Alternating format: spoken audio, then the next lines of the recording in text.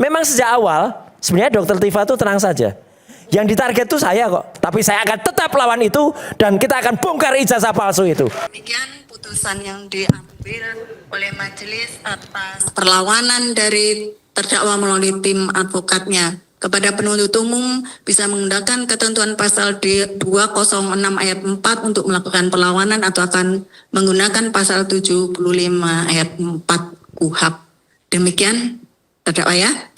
Telah selesai pembacaan putusan, dengan demikian sidang selesai dan ditutup. Oh, ada dua pilihan tadi. Jadi ada dua pilihan izin Prof. Di pasal 75 ayat 4 itu jelas di situ kata-katanya adalah jaksa berhak untuk memperbaiki dakwaan dan mendaftarkannya kembali ke pengadilan namun dengan satu kali kesempatan saja.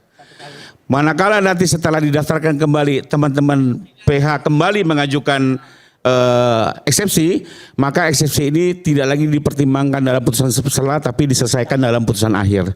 Jadi memang ini KUHP yang baru ini cukup menarik Prof. Jadi ada satu ketentuan kalau memang jaksa memilih untuk memperbaiki bisa berdasarkan 75 ayat 4 tapi itu diperbaiki, didaftarkan kembali dengan nomor perkara baru ya dan disidangkan sejak awal lagi, dibacakan dakwanya sejak awal lagi. Saya mencatat nomor perkara baru. Siap, saya catat. Betul. Tetapi mengenai hak yang telah dihapus tidak mungkin seseorang yang sudah diuntungkan menjadi mau dirugikan.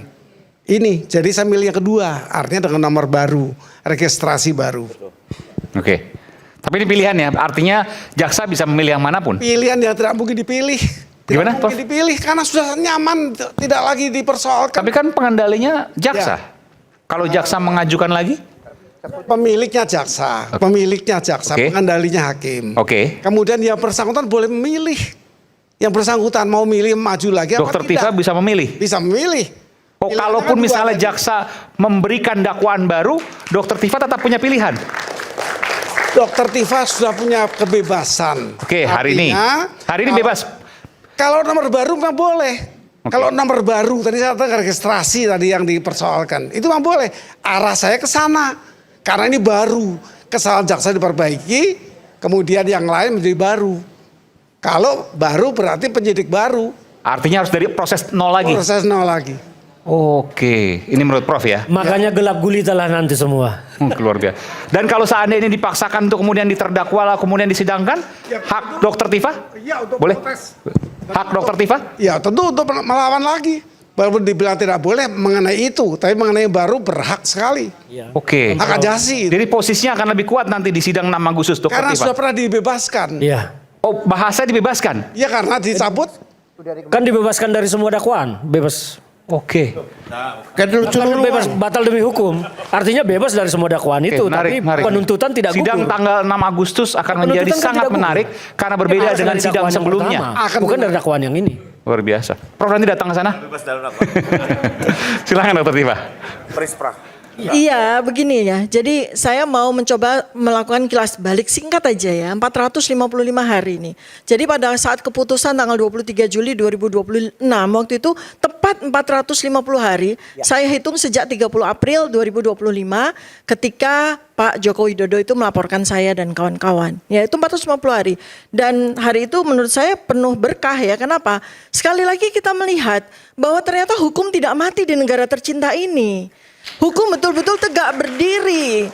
Dan pada 4 kali persidangan yang saya ikuti dari sejak awal pada sidang perdana, itu majelis hakim sudah menyatakan bahwa kami tidak menerima suap, kami bekerja betul-betul sesuai dengan koridor hukum. Dan kemudian pada sidang yang keempat, ketika majelis hakim memberikan keputusan bahwa dakwaan ini batal demi hukum, di akhir dari pembicaraan, di akhir dari keputusan itu, hakim juga menyatakan bahwa seluruh proses persidangan ini bebas dari semua hal-hal yang tidak sesuai dengan hukum. Ya, jadi sekali lagi saya mau mengunci apa yang terjadi pada peristiwa persidangan saya, bahwa saya atas perbuatan yang dituduhkan itu batal demi hukum. Jadi kemenangan ini adalah sebuah kemenangan yang permanen. Nah, ketika nanti ternyata jaksa itu mengajukan sebuah perkara baru di tanggal 6 Agustus nanti dijadwalkan ada sebuah persidangan, menurut Profesor Gayus Lumun, saya bebas menentukan. Posisi saya orang free, saya orang bebas, saya sudah bukan lagi terdakwa.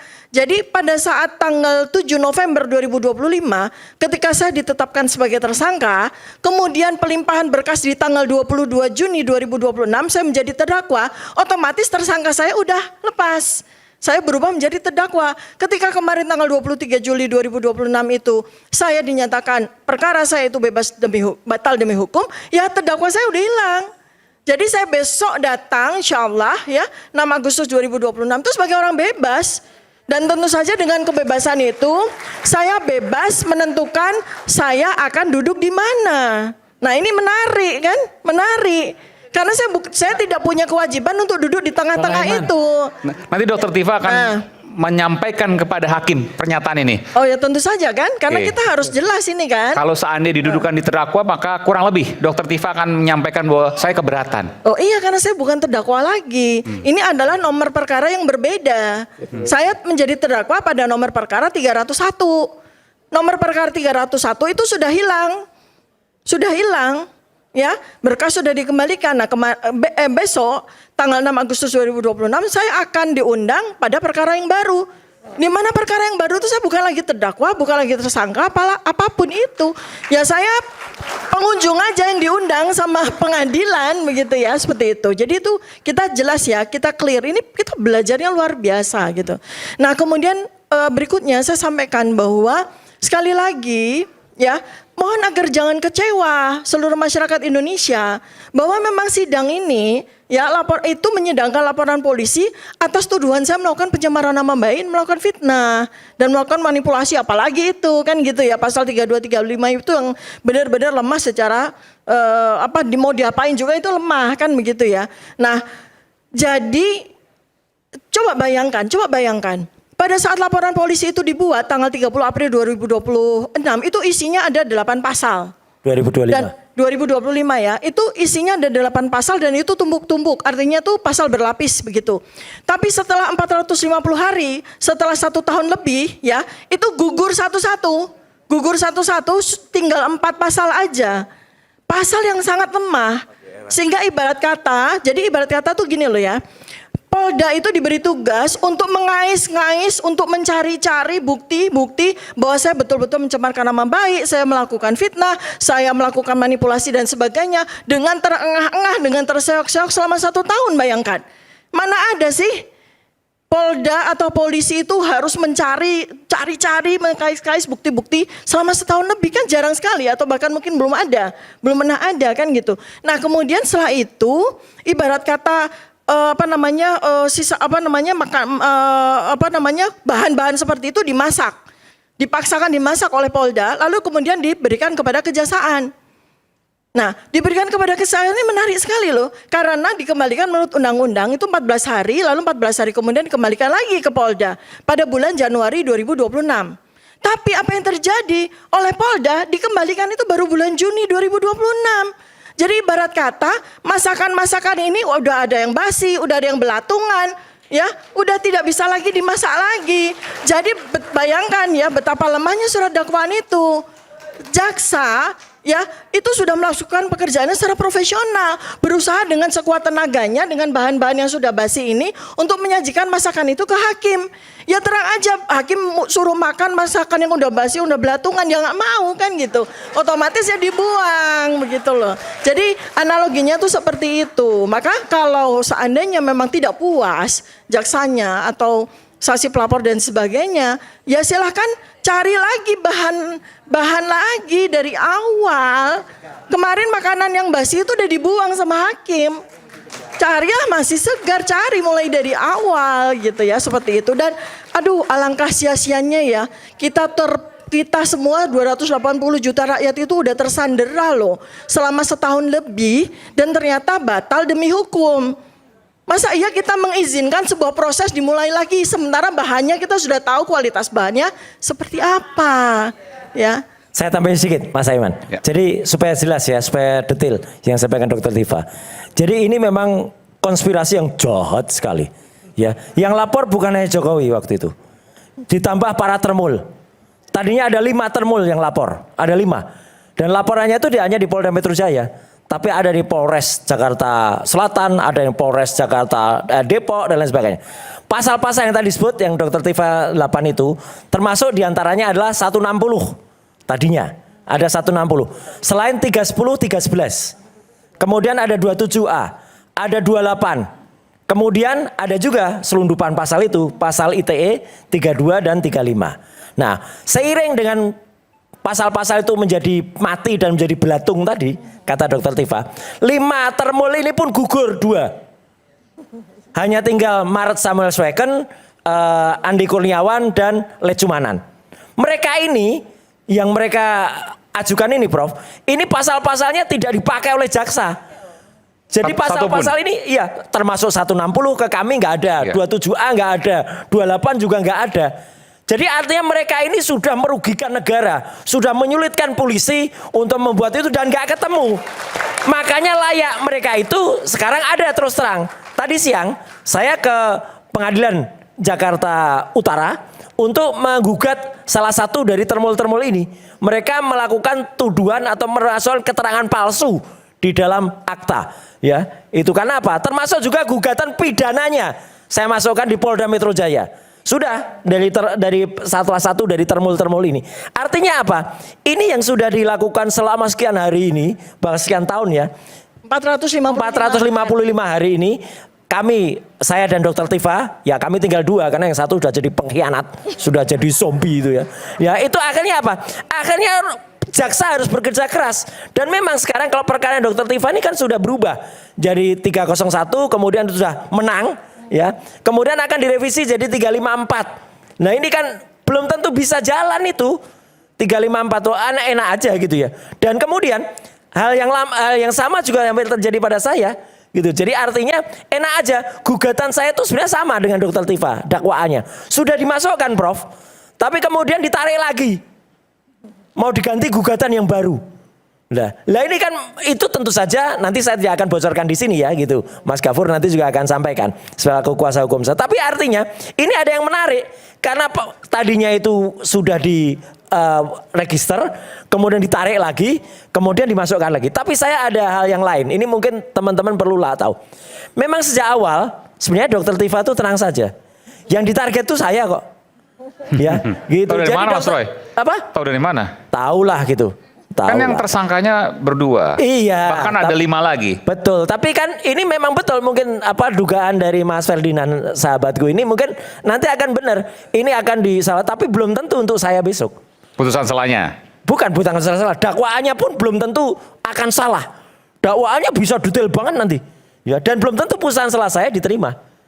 Karena memang yang ditarget itu kan seksi itu ya. Jokowi lawan Roy Suryo gitu kan seksi. Ya kan gitu. Jadi satu demi satu, one by one. Wah, tapi saya akan tetap lawan itu dan kita akan bongkar ijazah palsu itu. Itu. Izin Bukannya Bang Aiman mau nanggapi ini soal sedikit deh, silakan. makanan belatung nih ya. Justru kalau saya berpikir yang sebaliknya. Buat saya justru laporan yang disampaikan Pak Jokowi ini berjalan sebagaimana mestinya. Tidak ada intervensi yang dituduhkan, diatur solo lah, apa ini itu segala macam, itu hipotesa semua terpatahkan. Kenapa? Faktanya LP-nya Pak Jokowi oleh jaksa di P19 kan. Artinya jaksa sempat melempar kembali yang tadi disampaikan kepada kepolisian. Saya minta dilengkapi. Artinya apa? Nggak ada kekuatan. Kita melaporkan seperti rakyat biasa. Ya. P19 silakan dikoreksi, bahkan banyak petunjuknya. Polisi harus bekerja keras atas permintaan jaksa. Itu proses itu kita lalui. Ya, sampai akhirnya jaksa yakin. Ya, setelah yakin pun juga masuk di uji eksepsi dikabulkan. Ya. Jadi nggak ada tuh terus Bang Roy mengajukan pra peradilan dikabulkan gitu ya. Artinya ini proses yang berjalan seperti biasanya gitu. Nggak ada kekuatan mengatur remote ini itu. Pak Gayus kan pengalaman. Berarti kan ini sesuatu yang normal. Pak Jokowi melakukan upaya hukum sebagai warga biasa. Beliau meninggalkan sebagai pernah menjadi presiden apapun itu. Beliau pun nanti dipanggil akan hadir di pengadilan. Artinya betul-betul ini adalah permohonan seorang warga negara yang memohonkan keadilan. Tidak ada kekuasaan, tidak ada intervensi, tidak ada pengaruh apapun. Semua berjalan bergulir. Bahkan terjadi check and balances yang begitu keras. Baik di pra-peradilan, baik di eksepsi, termasuk di P19. Jadi hipotesa yang selama ini diatur-atur solo, di remote. Menurut saya semua rakyat bisa membuktikan. Nah, terus terakhir, terlepas dari euforia kemenangan apapun, saya tetap menghormati Bang Al-Kathiri. Beliau sudah memenangkan eksepsi, akhirnya mau dalam kacamata saya ada, beliau sebagai advokat sudah menjalankan tugas check and balances dengan baik dan mengkoreksi dakwaan. Dan kita harus apresiasi apa yang dilakukan oleh Bang Al-Kathiri. Ya, saya harus mengatakan itu fair ya. Tapi apapun juga, putusan setelah itu bukan putusan akhir. Ya, saya kalau ada argumentasi putusan seolah menjadi putusan akhir, kok saya jadi kebingungan lagi ya. Dari 35 tahun yang lalu saya belajar. Putusan selah bukan putusan akhir. Iya, putusan selah. Namanya juga putusan akhir, putusan selah. Putusan selah itu putusan di tengah-tengah dan dia tidak menentukan sebagai kunci akhir. Nah, dengan segala fenomena yang ada, buat saya ini bagus sekali. Ini check and balances ya. Saya ingin juga proses hukum ini berjalan normal, profesional, objektif dan diawasi oleh rakyat. Tapi sebelum ada putusan akhir yang berkekuatan hukum tetap, menurut saya kita jangan dulu mengesampingkan praduga tidak bersalah, termasuk juga praduga bersalah. Jadi menurut Anda menjadi status proses hukum Dr. yang Tifa masih terdakwa? Yang bicara ini kan KUHP bukan saya. Dalam konteks jaksa memilih untuk perbaikan, jaksa tidak diminta untuk mengembalikan ke penyidik. Kata KUHP sini jaksa cukup memperbaiki dan mendaftarkan kembali untuk disidangkan. Ini kata pasalnya. Tidak memberikan pilihan kepada Dr. Di Tifa. KUHP loh yang ngomong ya, bukan saya. Ini memang ketentuan baru loh. Di KUHP lama nggak ada seperti itu. Makanya kembali lagi kita sama-sama belajar, kita sama-sama melihat. Oh begini aturan mainnya, bahkan di ultimatum cukup sekali saja gitu ya. Ini Bang Ferdinand juga sudah baca mungkin ya. Artinya ya kalau menurut saya beliau nanti tetap dipanggil sebagai terdakwa. Tapi kalau memang confident tidak merasa sebagai terdakwa ya monggo-monggo ke saya. Cuma saya khawatir nanti malah terjadi upaya paksa gitu ya. Karena dianggap ini panggilan liar, sidang liar gitu kan ya. Saya maaf ya, saya dari tadi itu sebenarnya Mbak Rifa itu banyak sekali menyampaikan sesuatu yang sangat keliru ya. Cuma saya karena kayaknya hari ini kan dikasih waktu lebih banyak gitu. Jadi kan tadi kita udah selesai, bahkan ada 2 guru besar. Kemarin saya dengan Profesor Suparji, sekarang dengan Profesor Gayus Lumbun.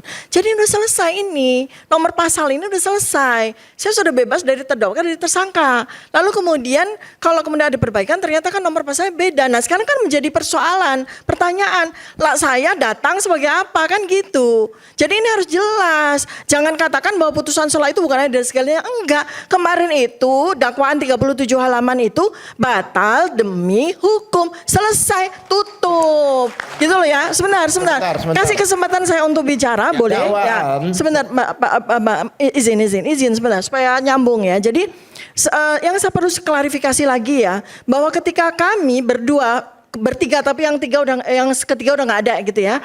Ketika kami itu hadir 15 April 2025 itu tonggak dari perkara ini ya.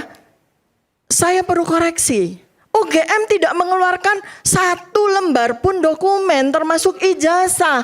Sampai dengan hari ini UGM tidak pernah mengeluarkan 1 lembar pun dalam bentuk ijazah, dalam bentuk apapun. UGM sama sekali tidak pernah mengeluarkan. Rektor UGM ya, walaupun 3 kali memberikan informasi sebagai sebuah konferensi pers, tetap tidak pernah menunjukkan dokumen. Beliau hanya mengatakan secara naratif. Jadi sampai dengan hari ini UGM tidak pernah menunjukkan ya ijazah apapun itu. Jadi ini supaya betul-betul clarified ya, supaya tidak keliru. Jadi sampai dengan hari ini ketika kami datang ke UGM, kami berharap UGM memberikan setidak-tidaknya ada sebuah fotokopi yang mereka pasti punya. Ternyata enggak, sama sekali sampai dengan hari ini. 3 kali saya hitung rektor UGM itu memberikan informasi, bukan klarifikasi, informasi. Yang terus-menerus dikoreksi sama beliau. Ya, ingat baik-baik, pertanggal 22 Oktober 2022 waktu itu, pertama kali rektor UGM itu menyebutkan Insinyur Joko Widodo.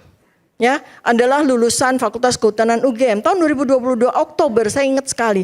Lalu kemudian di tahun 2025 itu 2 kali dikoreksi sama beliau sendiri yang bersangkutan. Ya, jadi beliau sudah tidak lagi menyebut Insinyur Joko Widodo. Ada ya rekamannya, tapi beliau sebut sebagai Saudara Joko Widodo. Coba lihat nanti rekamannya. Di bulan Oktober 2025 dan November 2025, bahkan tanggal kelulusannya saja dikoreksi sama beliau. Jadi ketika konferensi pers Oktober 2025 menyebutkan yang bersangkutan Saudara Joko Widodo itu lulus bulan Oktober 1985. Lalu di bulan November 2025 beliau konferensi pers lagi, dikoreksi lagi. Saudara Joko Widodo lulus bulan November 1985. Berarti ada 2 orang Joko Widodo dong. Mana ada Joko Widodo lulus 2 kali, kan nggak mungkin. Jangan-jangan ada 2 Joko Widodo. Sedikit. Ya, kembali lagi ini kan sebenarnya ya argumen-argumen yang serpihan yang dibangun, tapi kan kembali lagi tidak bisa mematahkan bahwa ijazah itu dinyatakan oleh IGM diterbitkan, dan jangan lupa ijazah itu berkali-kali dilegalisir. Artinya apa? Berkali-kali UJM melihat ijazah itu dan melakukan penguatan dalam bentuk legalisasi. Sampai terakhir kemarin pun yang tadi abang lihat kan, waktu serah terima berkas kok ada legalisir yang baru.